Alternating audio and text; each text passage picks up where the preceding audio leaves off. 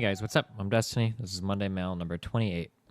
First question comes from Ryswick, and predictably so. The question is, thoughts on your ban? And he's quoting, I'm assuming, the Twitch TOS. Any content or activity that facilitates, promotes, or encourages discrimination, harassment, or violence based on race, ethnicity, gender identity, sexual orientation, age, disability, religion, or nationality is prohibited. This is specifically what is stated within Twitch's terms of service. It doesn't mean anything about racial slurs. It's kind of ironic that you were banned for encouraging discrimination when your argument was for minorities. Are you going to be more careful in the future? I feel like you should look to appeal the ban regardless of the duration. It'll be a mark against you forever, and given the context, you're not even in the wrong. Maybe someone else at Twitch might see it as a mix-up. It's one of those things. It's not even worth, what am I supposed to say? I mean, some words I guess you can say, some words you can't say. Regardless of the context. Personally, I think it's dumb as fuck, and I would argue to death a million different ways that it's dumb as fuck. I guess I'm on YouTube now, so I don't give a fuck. When I hear adults having a conversation, or you're talking about something, and people are saying things like N-word and F-word, it's like, are we having a real conversation here? Or, like, I feel like a child that I can't say the word that I'm talking about, right? If I'm giving a caricature of somebody acting racist, I don't know. I like to be blunt and to the point to make my point. I'm not going to sit there and mince words or emulate dog whistling from somebody, or pretend that somebody isn't racist when they're acting racist. Like, I don't know. If I'm giving an example, it's easy to get right to the point. But I don't know. I guess I'll try not to say any super bad words in the future. I don't know what that does or doesn't include. It seems like you're always at the whims of the random Twitch overlords when they decide that they need to ban you for some reason. It's a little extra ironic that they don't even include like the specific words in their terms of service, probably because they don't want people to skirt it. But in doing so, it seems like the rule doesn't really apply to what I said. But again, it's not something that I want to argue or sit there and die on that hill, because I'm going to have a plethora of people that are calling me racist because they've heard one thing about me and they think I'm racist, or because they're, random trolls that love the drama, or people that think that you should never be able to say some words because they're, mean, even if you're not saying them in a mean way. It's just not something worth appealing. I don't want to sit there and argue with some dude about, what word I can or cannot say. If they say no, then it's no, it's whatever. I just won't say those words anymore on stream. And, we move on. We live, we learn, we love, and we hate, and fuck everything. I don't know. It's just whatever. It was 3 days for me to play Minecraft, and there are some things that are just so frustrating. It's not really worth paying any mind or attention to them. It's something that I'm never going to be able to change, and I don't really care. Yeah, I'm sorry. I don't really have much more of an exciting answer. I mean, I could get real fired up about, the context matters and, blah, blah, blah. But at this point, I don't know. Getting banned for something racist on my stream for 3 days when I'm, one of the biggest SJW cucks in the entire fucking gaming community, when Twitch is literally littered with people that are spamming tryhard in chat and, subtly, making fun of, gay people and women and shit. And I'm, one of the most, left-leaning SJW, outspokenly, SJW-ish, I'm not really SJW, but, outspokenly left-leaning, pro-minority people on all of Twitch, and then I get nicked with a ban like this. It's pretty irritating. But what are you going to do, man? I don't know. That's all I got there. Second question comes from DefGoal19. What is your process for discovering new music? How do you avoid getting trapped within your own library, having so much different music that something always sounds fresh? Typically, I can't really tell you what I do, because you can't really do what I do. What I do is people tend to email me, me stuff on Skype. There's a guy called Luke that always sends me music on Skype and shit, and I end up listening to a lot of that. People email me suggestions and whatnot, although it takes me a really long time to go through them. I see people link things in chat. I don't know. I've just got so many people talking about music and throwing me links all the time around me that it's pretty easy for me to find new music to listen to as a result of that.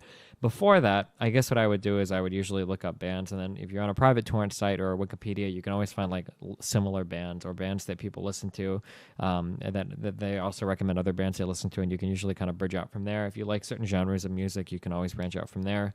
If you like Opeth or Pain of Salvation or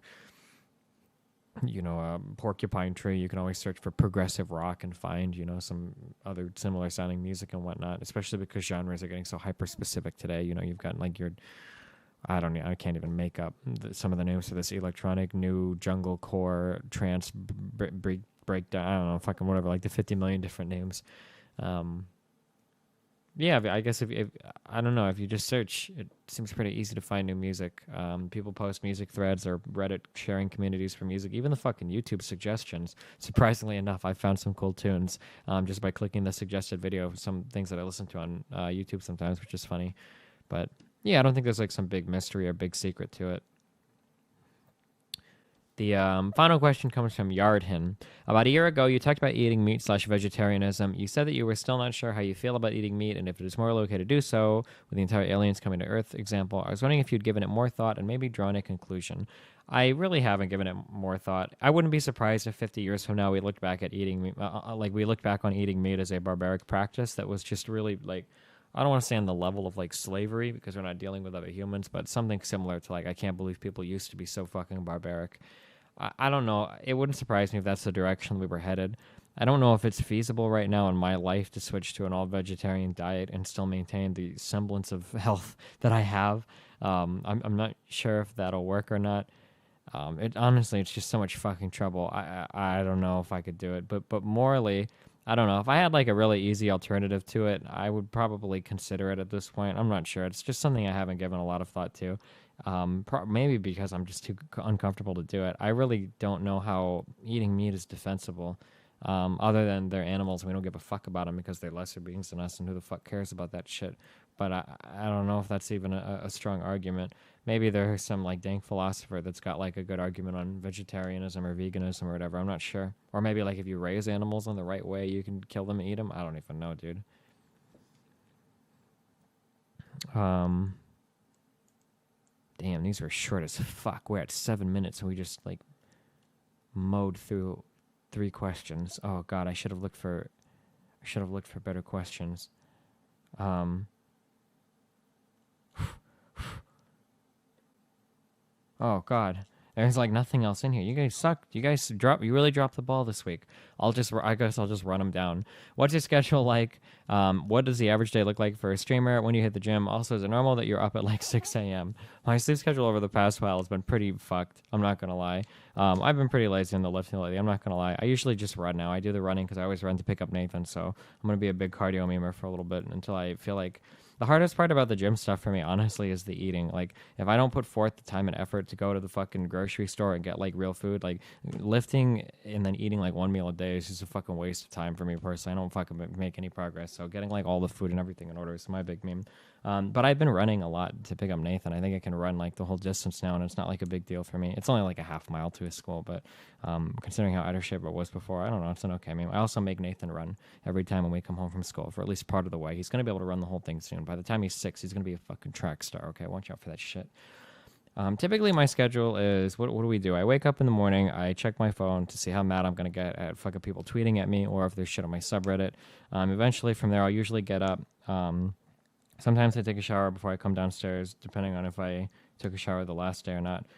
Sometimes I do like a weird like alternate, like I'll take a shower in the morning and then I'll go to sleep and then I'll wake up and then the next day I'll take a shower at night and then I'll wake up and then I won't take a shower like that next day or whatever. I don't know, it kind of depends on that. And then usually I come downstairs. If it's on my schedule that I get on the computer, I get on the computer. We do our stream memes and then I usually pick up Nathan from 3 to 7, 3 to 8 until his mom picks him up. And then we stream more. I stream for a lot of my free time.